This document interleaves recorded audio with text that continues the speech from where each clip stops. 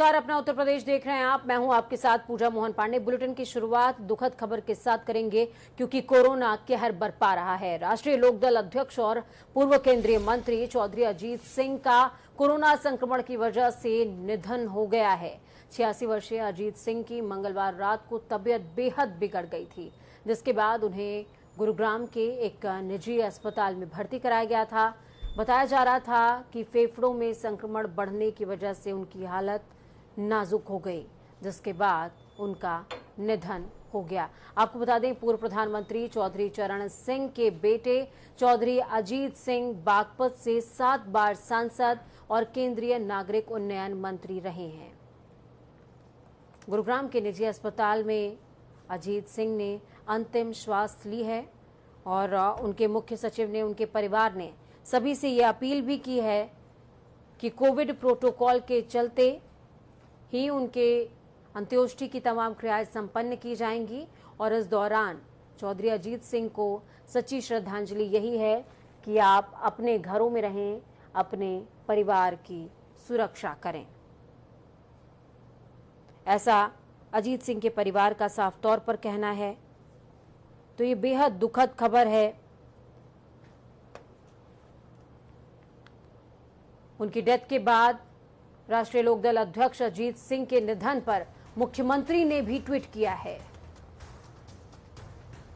मुख्यमंत्री ने ट्वीट किया है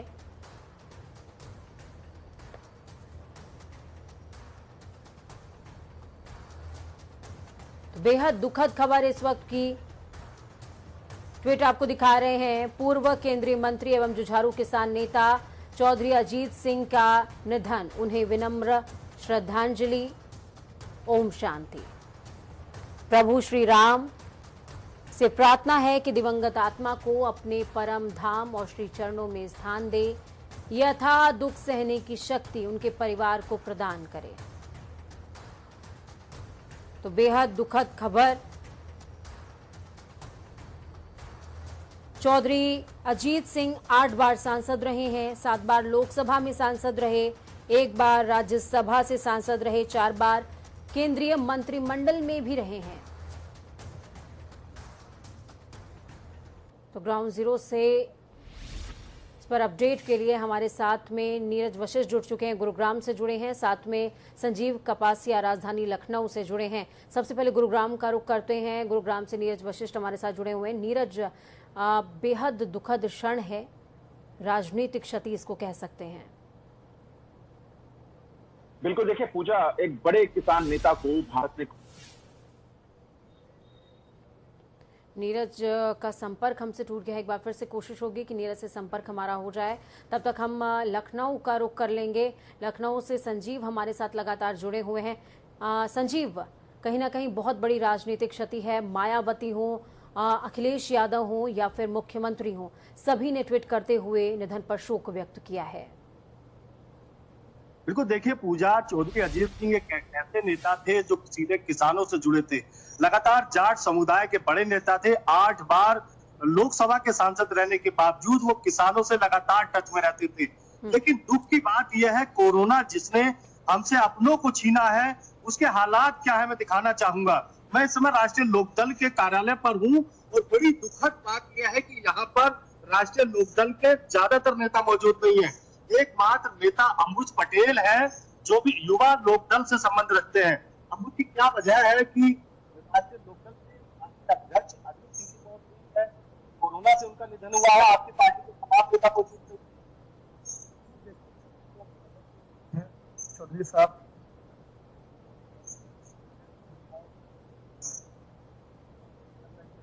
श्री संजीव, इनकी आवाज नहीं आ पा रही है हम तक।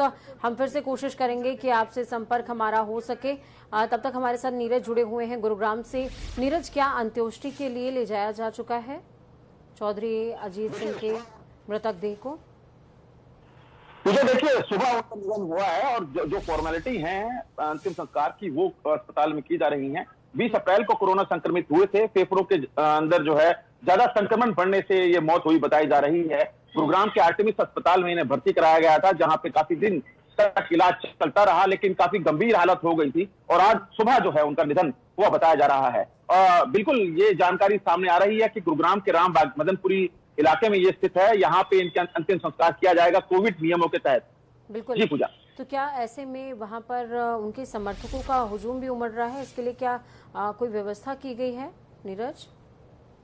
पूजा देखिए, जिला प्रशासन ने, प्रदेश सरकार ने पहले ही 20 लोगों की सिर्फ अनुमति दी है किसी भी अंतिम संस्कार में शामिल होने के लिए। अब कोरोना क्योंकि ज्यादा खतरनाक हो रहा है तो जिला प्रशासन या फिर जो सुरक्षा एजेंसियां हैं वो ये बिल्कुल सुनिश्चित करेंगे कि ज्यादा लोग इकट्ठा ना होने पाए। बिल्कुल जो परिजन हैं, जो करीबी हैं, उनको ही यहाँ पे आने की अनुमति होगी। और इससे पहले ही जो है उनके जो परिजन हैं उन्होंने साफ तौर से सोशल मीडिया के माध्यम से अपील की है कि घरों से ही वो पुण्यात्मा को जो है वो श्रद्धांजलि दे सकते हैं। जी बिल्कुल, संजीव हमारे साथ जुड़े हुए हैं। संजीव, क्या कुछ तस्वीरें हैं, एक बार आप कैमरा पैन करके मुझे राष्ट्रीय लोकदल के दफ्तर की दिखा दीजिए। राजधानी स्थित दफ्तर के कैसे हालात हैं? देखो पूजा, देखिए हम वही कह रहे थे, ये राजधानी लखनऊ का राष्ट्रीय लोकदल का प्रदेश कार्यालय है और उनके नेता की मौत होने के बाद जैसी संभावना थी तमाम लोग श्रद्धांजलि देने यहाँ पर पहुंचेंगे, इकट्ठा होंगे। लेकिन मैं बिल्कुल इस कार्यालय के अंदर की तस्वीरें दिखाऊंगा। आप देखिए यहाँ पर एक भी पार्टी का नेता मौजूद नहीं है। पूरी तरीके से राष्ट्रीय लोकदल के कार्यालय पर सन्नाटा है। आप समझिए कि उनके राष्ट्रीय नेता की मौत होती है, राष्ट्रीय नेता जाते हैं, तो ऐसे में तमाम उन लोगों को आना चाहिए था जो लोग चौधरी अजीत सिंह से अपने श्रद्धांजलि देने की इच्छा रखते हैं। वो लोग कार्यालय आके आपस में मिलते, बातें करते, आगे की चीजें तय करते। हालांकि जिस तरीके की तस्वीरें यहाँ पर है बिल्कुल दुखद है। कोरोना है, सही मायने में लोगों को सोशल डिस्टेंसिंग और अपनी जान की परवाह करनी चाहिए, लेकिन जब एक इतना कद्दावर नेता जाता है तो उसकी पार्टी के लोगों की जो भाव भंगिमाएं हैं वो बदल जाती है। ऐसा कोई नजारा इस राष्ट्रीय लोकदल के ऑफिस पर पूजा जी देखने को नहीं मिलता। हालांकि संजीव, ये तस्वीरें भी दुखद है और दुखद अजीत सिंह का जाना भी है। बहुत बहुत शुक्रिया आप दोनों का ही हमारे साथ जुड़ने के लिए, ग्राउंड जीरो से अहम जानकारी साझा करने के लिए। खबरों में आगे बढ़ते हुए आपको बताएं कि देश के सबसे बड़ी आबादी वाले राज्य में कोरोना वायरस लगातार कहर बरपा रहा है। आज अजीत सिंह की मृत्यु हो गई, ठीक ऐसे ही आंकड़ों में इजाफा लगातार देखने को मिल रहा है। मौतें सबसे बड़ी समस्या लगातार बनी हुई हैं। पिछले 24 घंटों की अगर बात करें तो 357 लोगों ने दम तोड़ दिया। प्रदेश में एक दिन में मौत के आंकड़ों का ये सबसे बड़ा रिकॉर्ड है। नाइट कर्फ्यू और वीकेंड लॉकडाउन के बावजूद उत्तर प्रदेश में बीते 24 घंटे में 31,165 नए मामले सामने आए हैं। तो वहीं 40,852 रोगी ऐसे भी रहे जो कोरोना को मात देते हुए अपने घरों को वापस लौटे हैं। ये आंकड़ा भी अपने आप में रिकॉर्ड आंकड़ों में शुमार है। तो वहीं अंतर्राष्ट्रीय बाजार में उपलब्ध वैक्सीन को यूपी में मुहैया कराने के लिए योगी सरकार ने ग्लोबल टेंडर जारी किया है। 18 साल के ऊपर लोगों को वैक्सीन दिए जाने के महाअभियान के लिए मेडिकल सप्लाई कॉरपोरेशन और ये ग्लोबल टेंडर जारी किया गया है। इसके लिए टेंडर डाउनलोड करने की अंतिम तारीख 7 मई और टेंडर भरने की अंतिम तारीख 21 मई घोषित हुई है। सीएम योगी के ही निर्देश पर भारत बायोटेक और सीरम इंस्टीट्यूट को 50-50 लाख टीके का ऑर्डर पहले ही दिया जा चुका था। अब दोनों कंपनियों ने जल्द टीके की आपूर्ति का आश्वासन भी दिया है। आपको बता दें कि टीके के लिए ग्लोबल टेंडर करने वाला यूपी देश का पहला राज्य बन चुका है। इस खबर पर ज्यादा जानकारी के लिए अनूप सिंह हमारे साथ में लाइव जुड़ चुके हैं। अनूप, ग्लोबल टेंडर के लिए ग्लोबल टेंडर जारी करने वाला उत्तर प्रदेश पहला राज्य बन गया है, लेकिन जिस तरीके के हालात मौजूदा स्थितियों में वैक्सीन को लेकर के हैं, क्या लगता है कि ये प्रक्रिया कारगर होगी क्या? देखो पूजा, उत्तर प्रदेश सरकार एक रणनीति के तहत काम कर रही है कि किसी प्रकार से उत्तर प्रदेश में आर्थिक संकट ना आए और लगातार वैक्सीनेशन की प्रक्रिया भी चलती रहे, ज्यादातर लोगों को वैक्सीन लग जाए। उसका सीधा जो ग्लोबल टेंडर प्रक्रिया है, इसका मतलब है पूजा सरकार की तरफ से जिस तरीके से टेंडरिंग के माध्यम से जो वैक्सीन अस्पतालों में उपलब्ध कराई जाएगी, प्राइवेट जो बाजारों में उपलब्ध कराई जाएगी, जिससे सरकार पर आर्थिक संकट नहीं आएगा। उसके बाद टेंडरिंग प्रक्रिया के बाद लगातार जिस तरीके से वैक्सीन सप्लाई होगी, अस्पतालों में किसी प्रकार की दिक्कत नहीं होगी, कंपनियां सप्लाई करेंगी, उसके बाद उनको पैसा दिया जाएगा। यानी सरकार कहीं न कहीं इस आपत्ति स्थिति में रणनीति के हिसाब से काम कर रही है कि आर्थिक संकट भी ना आए और पूरे प्रदेश को किसी प्रकार की दिक्कत न हो, वैक्सीन की कमी न हो। अभी आपने देखा होगा किस तरीके से उत्तर प्रदेश में, क्या पूरे देश में जिस तरीके से वैक्सीन की शॉर्टेज पूजा कहीं न कहीं आई थी। इसी वजह से आपने देखा 18 साल से जो कम से ऊपर से वाले लोगों को जिस तरीके से वैक्सीनेशन हो रहा है, उस पर प्रक्रिया बढ़ा दी गई है। यानी आप घर से ही ऑनलाइन करके आपको दिन भी अलॉट होगा और समय भी अलॉट होगा, आपको किस उस पर जाना होगा। तो लगातार जिस तरीके से वैक्सीन इस ऐप के माध्यम से, हालांकि अस्पतालों में भीड़ भी कम हो गई, लेकिन ये भी सच है कि कम से कम लोगों को लग पा रहा है। ऐसे में कहीं न कहीं सरकार ये सोचती है, और गवर्नमेंट कहीं ना कहीं ये बात जानती है अनूप कि वैक्सीन का कम होना ये बहुत बड़ी प्रॉब्लम है। बहुत बहुत शुक्रिया अनूप हमारे साथ जुड़ने के लिए, अहम जानकारी ग्राउंड जीरो से साझा करने के लिए। तो उत्तर प्रदेश ई टेंडर जारी करने वाला, ग्लोबल टेंडर जारी करने वाला पहला राज्य बन गया है, लेकिन देखना यह होगा कि कितनी कंपनियां इस टेंडर को आखिरकार भरती हैं वैश्विक स्तर पर। खबरों में आगे बढ़ते हैं। उत्तर प्रदेश के चिकित्सा शिक्षा मंत्री सुरेश कुमार खन्ना ने कहा कि मुख्यमंत्री योगी आदित्यनाथ के नेतृत्व में प्रदेश कोविड महामारी के खिलाफ पूरी तैयारी से लड़ रहा है। राज्य में कोरोना संक्रमण की दर में काफी कमी आई है। उन्होंने बताया कि सरकार के कुशल प्रबंधन से वर्तमान में 31,165 कोरोना के केस सामने आए, जबकि 40,852 लोग स्वस्थ हुए हैं। लोगों को ऑक्सीजन और दवाओं की कमी ना हो पाए, इसके लिए प्रदेश सरकार पूरे प्रयास कर रही है। उन्होंने लोगों से अपील की है कि कोरोना वायरस से बचने के लिए कोविड गाइडलाइन को जरूर फॉलो करें।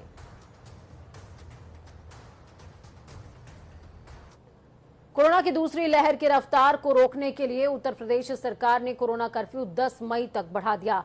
इसके साथ ही बुधवार को चित्रकूट तीर्थ क्षेत्र में सतना जिला प्रशासन ने सीमाएं सील कर दी हैं और चित्रकूट प्रशासन ने भी 11 मई को होने वाले बैसाखी अमावस्या मेला प्रतिबंधित कर दिया है। फोर्स तैनात हो चुकी है। निर्देश दिए गए हैं। सतना जिले के मुजगवा एसडीएम पीएस त्रिपाठी ने बताया है कि नया गांव थाना के अंतर्गत कस्बा चित्रकूट में उत्तर प्रदेश राज्य से सटी सीमाएं सील कर दी गई हैं। पीली कोठी बॉर्डर और हनुमान धारा के पास एमपी यूपी सीमा को सील करते हुए फोर्स तैनात हुई है। किसी को भी सीमा में प्रवेश की अनुमति नहीं होगी। इस खबर पर ज्यादा जानकारी के लिए संजय साहू चित्रकूट से लाइव जुड़ चुके हैं हमारे साथ में। संजय, क्या कुछ अपडेट है पूरी खबर पर आपके पास? देखिए, बिल्कुल पूजा, एक बात तो है कि जिस तरीके से देश में कोरोना महामारी जो है नामक महामारी है, वो जिस तरीके से कहर बरपा रहे, उसको देखते हुए भगवान कामतानाथ की नगरी जो कर्मस्थली भी राम की कही जाती है, इस पर जो है जहाँ जहर सा लग गया है। लोग कहते हैं कि मंदिरों में जाने से दुखों का जो सर्वनाश होता है, आज वही मंदिर अकेले कपाट में बंद हो चुके हैं और भगवान कैद हो चुके हैं। चित्रकूट की अगर बात करें, चित्रकूट में हर महीने लगभग 2 से 4 लाख श्रद्धालु यहाँ पर भगवान कामतानाथ मंदिर में दर्शन करने आते हैं और यहाँ से जो मन्नतें हैं वो अपनी ले जाते हैं, भगवान के दर पर मत्था टेकते हैं। और इसके साथ ही जो है यहाँ पर एशिया का दूसरा सबसे बड़ा आई हॉस्पिटल, जिसको सदगुरु नेत्र चिकित्सालय के नाम से भी जाना जाता है, वो भी यहाँ पर है। और यहाँ पर लगभग डेली चित्रकूट धाम जो रेलवे स्टेशन है, वहाँ पर लगभग 10,000 यात्री जो है सुबह से शाम तक आवागमन करते हैं। इसके साथ ही अगर अमावस्या मेले को लेकर क्या कुछ अपडेट है यहाँ पर संजय? क्योंकि ये कहा जा रहा है कि सीमाओं को प्रतिबंधित करने के बाद, सील करने के बाद अमावस्या मेले पर भी खतरे के बादल मंडरा रहे हैं और अमावस्या मेला इस बार नहीं होगा। देखिए, बिल्कुल उत्तर प्रदेश का जो चित्रकूट जिला है, उसके बॉर्डर से ही एमपी का जिला जो सतना है, उसने अपनी बॉर्डर सील कर दी है और इसके साथ ही जो है उत्तर प्रदेश का चित्रकूट जिला भी अपनी तैयारियां पूरी करने जा रहा है। अगर बात करें तो लगभग सटा हुआ सीमा है, मध्य प्रदेश है और जस्ट रामघाट और कामतानाथ का जो बॉर्डर है वो यूपी और एमपी के बीच में पड़ता है। इसीलिए जो है उसको सील कर दिया गया और पुलिस प्रशासन जो है वहाँ पर लगा हुआ है। इस तरीके से जो बाहरी गाड़ियां हैं, जो एक प्रदेश से दूसरे प्रदेश जाने वाली गाड़ियां हैं, उनको रोका जाए और जो कोविड-19 है उस पर किस तरीके से जो एक लगाम है वो लगाई जा सके, उसकी चैन तोड़ी जा सके, एक प्रदेश से दूसरे प्रदेश जो है यात्री आवागमन न कर सके, इसके लिए भी दोनों जिलों के जो प्रशासन है वो सतर्क नजर आ रहे हैं। जी पूजा। ठीक है, बहुत बहुत शुक्रिया संजय हमारे साथ जुड़ने के लिए, अहम जानकारी ग्राउंड जीरो से साझा करने के लिए। लखनऊ में एक तरफ कोरोना संक्रमण के चलते ऑक्सीजन को लेकर महामारी है, तो वहीं मारामारी का दौर देखने को मिल रहा है। महामारी के दौर में ऑक्सीजन प्लांट पर मरीजों के परिजनों की लंबी लाइनें देखी जा रही हैं, तो वहीं दूसरी तरफ ऑक्सीजन प्लांट पर भी 24 घंटे गैस रिफिलिंग को लेकर दबाव बढ़ा है। इसी बीच चिन्हट के केटी ऑक्सीजन प्लांट में हादसे की खबर सामने आई। यहां पता चला कि ऑक्सीजन रिफिलिंग के दौरान सिलेंडर ब्लास्ट हो गया। इस हादसे में 3 लोगों की मौत हो गई है, जबकि 6 लोग घायल हुए हैं। जिलाधिकारी अभिषेक प्रकाश ने घटना की जांच के लिए एडीएम प्रशासन के नेतृत्व में 4 सदस्यीय जांच कमेटी गठित कर दी है।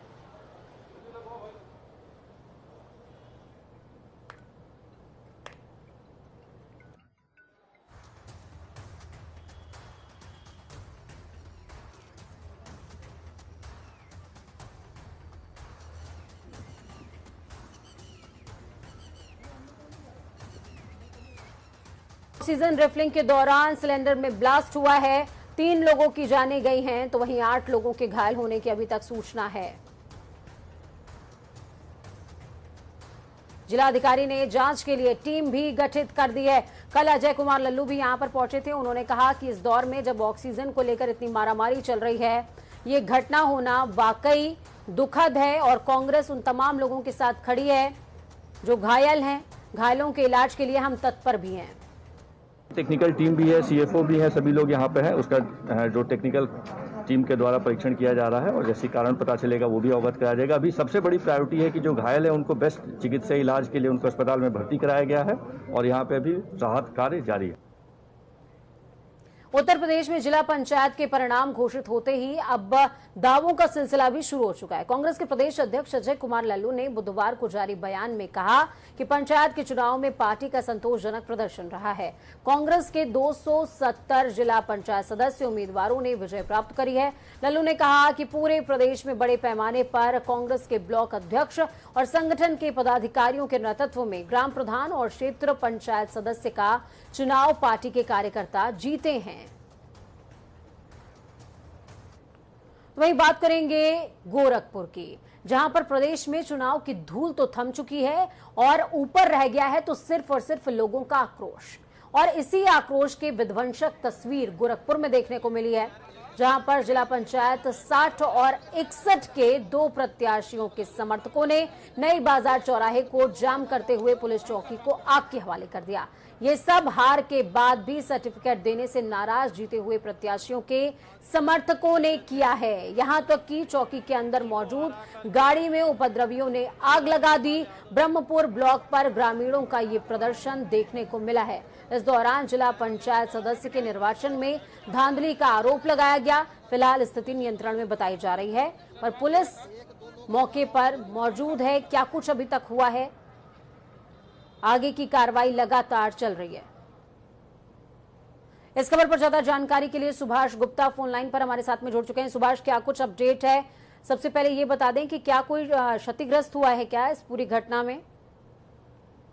जी बिल्कुल पूजा, आपको मैं बता दूं कि गोरखपुर के जो ब्रह्मपुर में ये 60 और 61 वार्ड नंबर का ये मामला था और यहाँ पे दोनों प्रत्याशियों ने आरोप लगाया था कि उनको जीत का प्रमाण पत्र नहीं दिया जा रहा था।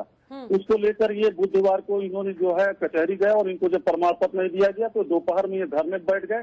उसके बाद इनके समर्थकों 500 समर्थक जो है लगभग थे, इन लोगों ने काफी हंगामा किया। हंगामा करने के बाद ये जंगा थाना के नई बाजार पुलिस चौकी परिसर को पूरी तरीके से फूंक दिया है। यहाँ पे कई गाड़ियों में जो है आग लगा दी। उसके बाद एक टीएसपी बस भी थी, उसमें भी आग लगा दी। और आपको बता दें कि चौकी इंचार्ज जो वहाँ पे थे उनके भी सर में काफी चोट आई है, उनका सर फट गया और वहाँ जो पुलिसकर्मी थे वो भाग खड़े हुए इस प्रदर्शन को देख के। जमकर ये 4 घंटे तांडव मचता रहा। हालांकि आपको ये भी बता दें पूजा जी की जो ये दोनों प्रत्याशी ने जो आरोप लगाया था, इनका आरोप सही साबित हुआ, क्योंकि आरोप ब्रह्मपुर ने इसमें पूरा जो है मतगणना में हेराफेरी की थी और बाद में जब डीएम ने इसकी जांच कराई, डीएम और सीडीओ ने, तो इन दोनों का आरोप सही निकला और आरोप के खिलाफ जो है एफआईआर दर्ज करके चुनाव आयोग को जो है डीएम ने लिखा है। आरोप के लिए आरोप लगाना और शिकायत करना सुभाष 2 अलग बातें हैं और आगजनी करना ये 2 अलग बातें हैं। हम यहाँ पर बात आगजनी की कर रहे हैं। आगजनी के लिए क्या कुछ कार्रवाई की गई है? जी बिल्कुल, देखिए यहाँ पे जिला प्रशासन ने 500 लोगों के खिलाफ जो है प्रत्याशियों समेत 500 लोगों के खिलाफ मुकदमा दर्ज कर लिया है और मुकदमा दर्ज करके इनकी गिरफ्तारी के लिए हर प्रयास संभव कर रही है। ठीक है, बहुत बहुत शुक्रिया सुभाष हमारे साथ जुड़ने के लिए, अहम जानकारी ग्राउंड जीरो से साझा करने के लिए। तो एक तरफ जिस तरह की आक्रोशित तस्वीरें सामने आ रही हैं, तो अब साफ तौर पर आपको बता दें पंचायत चुनावों में जिला अध्यक्ष पद को लेकर के भी घमासान देखने को मिलेगा और इसमें सबसे ज्यादा जो नजर है वो भारतीय जनता पार्टी की रहने वाली है। वक्त यहाँ पर छोटे से ब्रेक का है, ब्रेक के उस पार खबरों का सफर लगातार जारी। नमस्कार।